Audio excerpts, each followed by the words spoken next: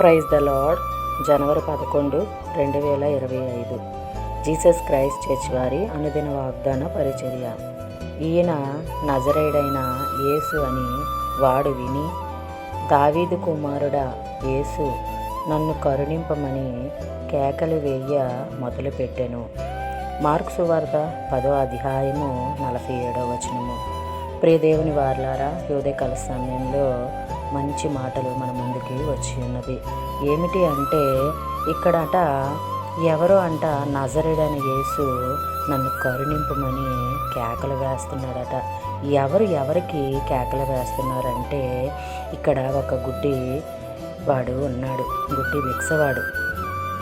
ఆయన దేవుడు అని తెలుసుకొని ఆయన్ని పిలుస్తున్నాడు. నజరేయుడైన యేసు, నన్ను కరుణించు, నన్ను స్వస్థపరచు అని ప్రార్థన చేసి కేకలు వేస్తున్నాడు ప్రార్థన. ఆయన బాధని దేవుడికి చెప్తున్నాడంట. అప్పుడు యేసుక్రీస్తు వారు ఆయన మొర ఆలకించి ఆయన్ని స్వస్థపరిచారు. ఆ కళ్ళుని దేవుడు ఇచ్చాడనమాట. విశ్వాసముతో దేవుని వైపు చూసి అడిగినట్లయితే ప్రతి ఒక్కటి కూడా మన జీవితాల్లో ఈ గుడ్డి భిక్షవాడు ఎలా అయితే పొందుకున్నాడో అట్టి రీతిగా మనము కూడా పొందుకోగలము. అలాగే వాగ్దానం మనలో, మన కుటుంబాల్లో నెరవేరాలని కోరుకుంటున్న వారు పాస్టర్ శైలజ్ గారు. అందరికీ praise the lord. God bless you. Amen.